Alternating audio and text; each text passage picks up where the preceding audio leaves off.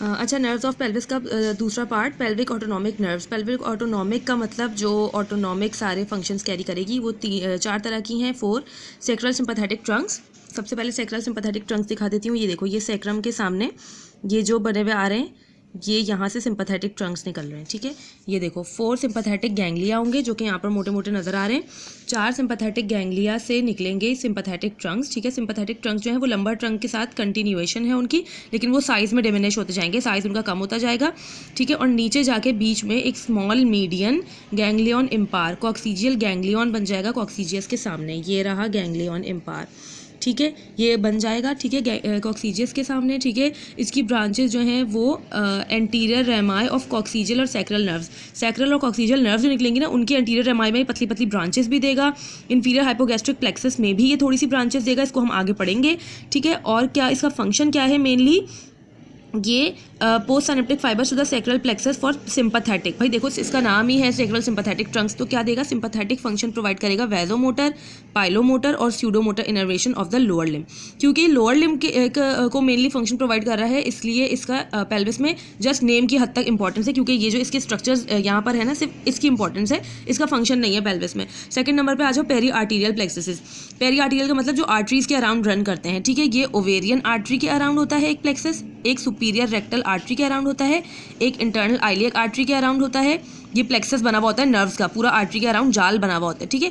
Minor roots by which sympathetic fibres enter the pelvis, ये sympathetic fibres के enter होने का माइनर रूट है। और मेजर रूट जो है वो ये है, ठीक है। अब ये आर्टरीज जो है ये तुम पढ़ चुकी हो, ये कौन कौन सी आर्टरीज है, इनका कोर्स मैंने तुम्हें दिखा दिया था। The primary function is vasomotion of the arteries they accompany. इसका प्राइमरी फंक्शन क्या है, हमें पता है कि सिंपैथेटिक जब सिंपैथेटिक रिस्पॉन्स जब एक्टिवेट होता है तो आर्टरीज जो है वो कंस्ट्रिक्ट हो जाती है, वैजो कंस्ट्रिक्शन होती है, ठीक है। तो इसलिए इसका काम ही क्या है, वैजो मोशन, यानी कि वेजल्स की मोशन करवाना, यानी कि कंस्ट्रक्शन या डायलेशन करवाना। तो सिंपैथेटिक में तो कंस्ट्रक्शन हो गया, ऑब्वियसली पता है, ठीक है। तो पेरी आर्टीरियल प्लेक्सस का ये फंक्शन है। 2 हो गए। नंबर 3 पे है हाइपोगैस्ट्रिक प्लेक्सस, जो कि यहाँ पर हमने पढ़ा था।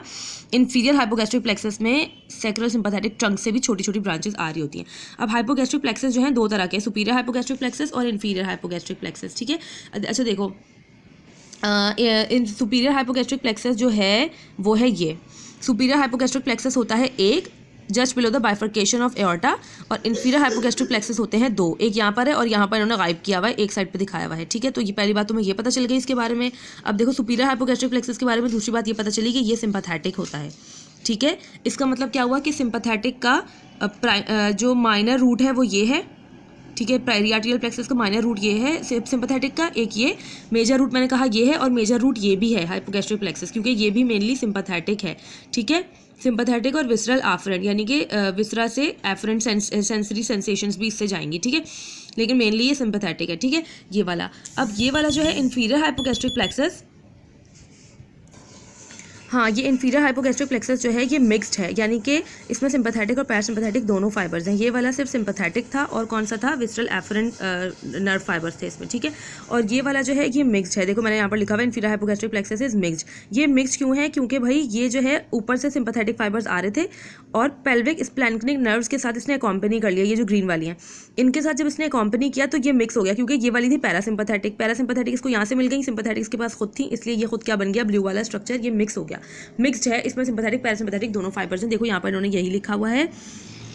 अच्छा पहले यहाँ से पढ़ लो, देखो the superior hypogastric plexus enters the pelvis dividing into right and left hypogastric nerves. Superior hypogastric plexus जो है ये पेल्विस में डिवाइड एंटर होते ही right and left pelvic nerves में डिवाइड हो जाता है, ठीक है। सुपीरियर हाइपोगैस्ट्रिक प्लेक्सस राइट और लेफ्ट पेल्विक नर्व्स में डिवाइड हो जाता है, which descend on the anterior surface of the sacrum. These nerve descend lateral to the rectum within hypogastric sheath and then spread in a fan-like fashion as they merge within the pelvic splanchnic nerves।